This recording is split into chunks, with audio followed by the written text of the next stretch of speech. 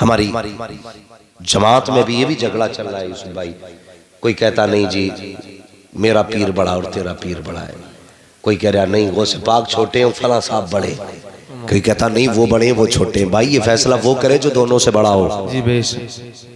نہیں جانتا تو چھپ رہے، البتہ شان غوث پاک کی بھی کم نہیں ہے۔ اعلیٰ حضرت فرماتے ہیں، اعلیٰ حضرت نے کہا تھا الہما قہر ہے اے غوث وہ تیکھا تیرا، مر کے بھی چین سے سوتا نہیں مارا تیرا۔ بے شک۔ ہوشیار رہنا، کبھی غوث پاک سے مت لڑ جانا، ورنہ ایسی کھٹیا کھڑی کریں گے کوئی بچھانے والا نصیب نہیں ہوگا۔ ہاں ان کی نہ محفل کو بھونکا کرو نہ ان کی باتوں پہ بھونکا کرو، تم نہیں جانتے ہو، سمجھ میں نہیں آتا غوث پاک کون ہے، بڑے بڑوں کے بھیجے میں بات نہیں آئی۔ غوث پاک کی اپنی شان کیا ہے یار، کتنا بھی بڑا پائے کا ولی ہے، غوث پاک کا انکار کرتے اللہ ولایت چھین لیتا ہے۔ بتاؤ تم 40 سال بھوکے روز سو جاؤ، جو لوگ کہتے ہیں نا غوث پاک کچھ نہیں ہے یا کیا فائدہ ان کی محفل سے، پوری زندگی بھوکا رہے اور یہ قسم کھا کہ اس وقت تک نہیں کھاؤں گا جب تک اللہ نہیں کھلائے گا۔ اللہ تو کیا کوئی نیک بندہ بھی کھلانے تجھے نہیں آئے گا، مگر یہ غوث پاک کی شان ہے، غوث پاک کی شان ہے۔ ایک دن ضد کر بیٹھے مالک اس وقت تک نہیں کھاؤں گا جب تک تو نہیں کھلائے گا۔ کہتے بھوک اتنی بڑھ گئی کہ کروٹیں بدلتے رہے، اتنی تکلیف کہ پیٹ دبا رہے، کبھی بے ہوش ہو جا رہے بھوک کی وجہ سے، کبھی اٹھ رہے کبھی بیٹھ رہے کبھی گرتے کبھی اٹھتے، اتنی شدت کی بھوک ہے۔ حضرت خضر آ گئے، کہنے لگے عبدالقادر کھانا کھا لے، کہنے لگے نہیں اس وقت تک نہیں کھاؤں گا جب تک اللہ نہیں کھلائے گا، جب تک خدا نہیں کھلائے گا اس وقت تک نہیں کھاؤں گا۔ کہا سن خدا نے بھیجا ہے اور کہا جا میرے عبدالقادر سے کہہ دے تجھے میری قسم ہے کھانا پڑے گا۔ جب اتنا کہا ہے تب غوث پاک نے کھایا۔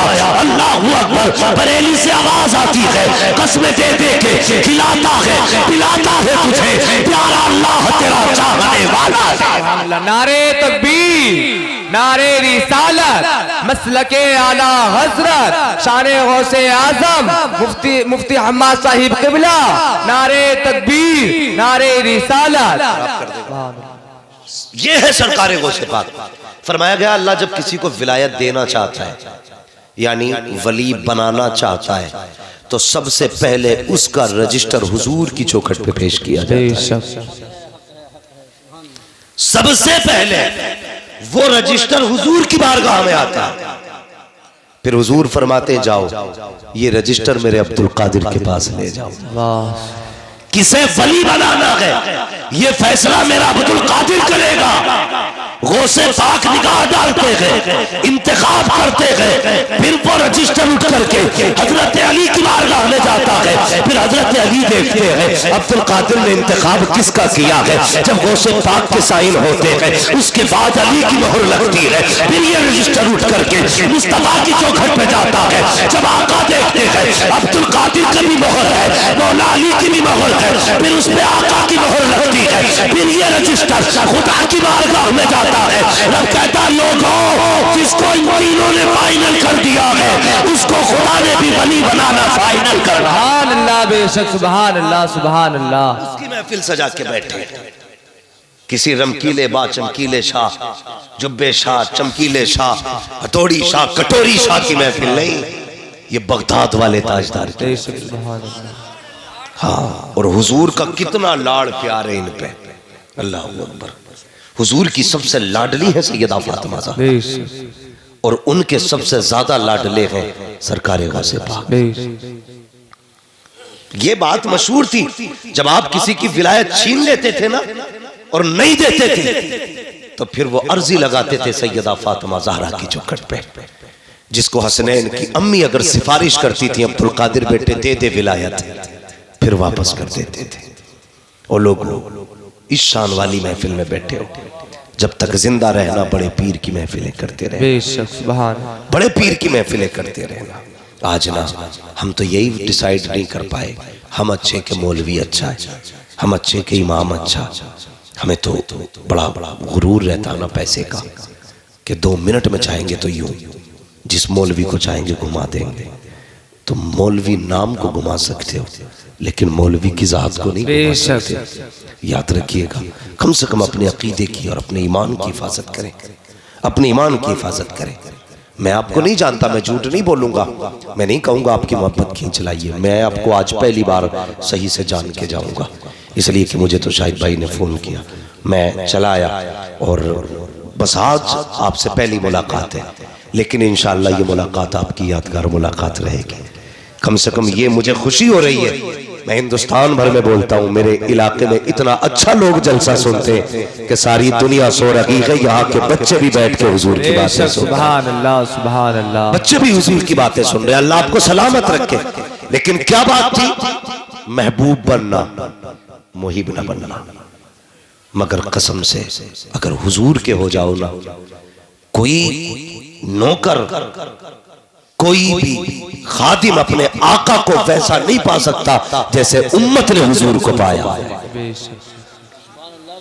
جیسا امت نے حضور کو پایا ہے, ان جیسا جگر ہو تو لا کے دکھاؤ. امت سے پیار کسی نبی نے اتنا کیا ہو تو لا کے دکھاؤ.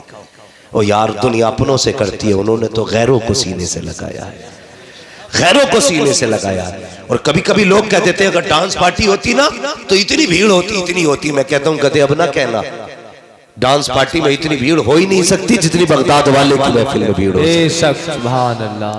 اور جاؤ آزما لینا گریر والوں, تمہارے گاؤں میں بھی ڈی جے بجتے ہوں گے. جی بس کیوں چھپ گئے بھائی؟ میں ہاتھ نہیں اٹھواؤں گا بھائی کون دیکھنے گیا تھا. بجتے نا, صرف ایک بات بتاؤں گا, ڈی جے بج رہے, گانے بج رہے, تم 4 بجے تک جلسہ سنو اور صبح کو پھر اٹھ کے بستر سے آنا, ایسا لگے گا جیسا کہ یہ ابھی نہیں بلکہ برسوں کی نیند پوری کر کے آ رہا ہے. لیکن اگر کسی ناچ کی محفل سے بندہ نکل کے آئے, ایسے دیکھو نا اس کا منہ لگتا ہے کسی نے جوتا بھی پھیرا ہے, جھاڑو سے بھی مارا ہے. اتنے چہرے بگڑ جاتے ہیں. یہ حضور کے ذکر کی محفل کی کھلی برکتیں ہیں کہ چہرے بگڑا نہیں کرتے, نکھلا کرتے ہیں.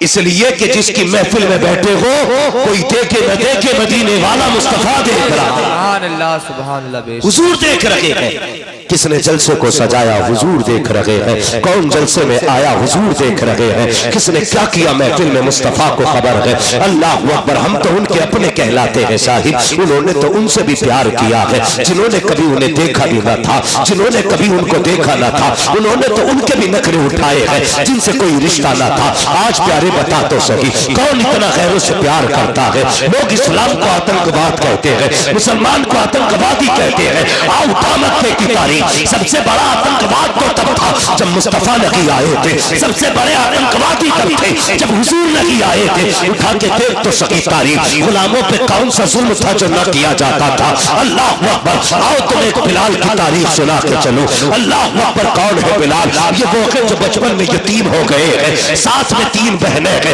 ایک ماں ہے. خود بلال فرماتے ہیں میں بچپن میں کام کرنے جاتا تھا, جب کام کر کے آتا تھا میری ماں میرا چہرہ دیکھ کے رو دیا کرتی تھی. ہائے بلال, اس عمر میں تیرے کھیلنے کی عمر تھی, یہ تو تیرے شوق پورے کرنے کی عمر تھی, اس عمر میں مزدوری کرنے لگ گیا. فرماتے میری ماں بڑا پیار کرتی تھی اور میں غلامی میں مزدوری کرتا تھا. فرماتے کہ یتیمی کے داغ نے وقت میں مزدور بنا ڈالا. اللہ اکبر. حضرت بلال کہتے ہیں پھر وہ گلیاں بھی ہمارے قریب آ گئی کہ میں بکتے بکاتے اس شہر میں آ گیا جس شہر میں مدینے والا جلوگر ہوا ہے. پھر اس شہر میں میں نے آ کے دیکھا, مکہ شریف میں پہنچا. اللہ اکبر. جیسی مکے میں آیا پھر کیا تھا, مدینے والے کی باتیں ہو رہی تھی, حضور کے چرچے تھے. اللہ اکبر. سننا پیارے, ایک دن مالک نے کیا کیا, آپ کے اوپر ظلم زیادتی کی, آپ غلام بنائے گئے, بازاروں میں بیچا گیا بلال کو. لیکن قسم خدا کی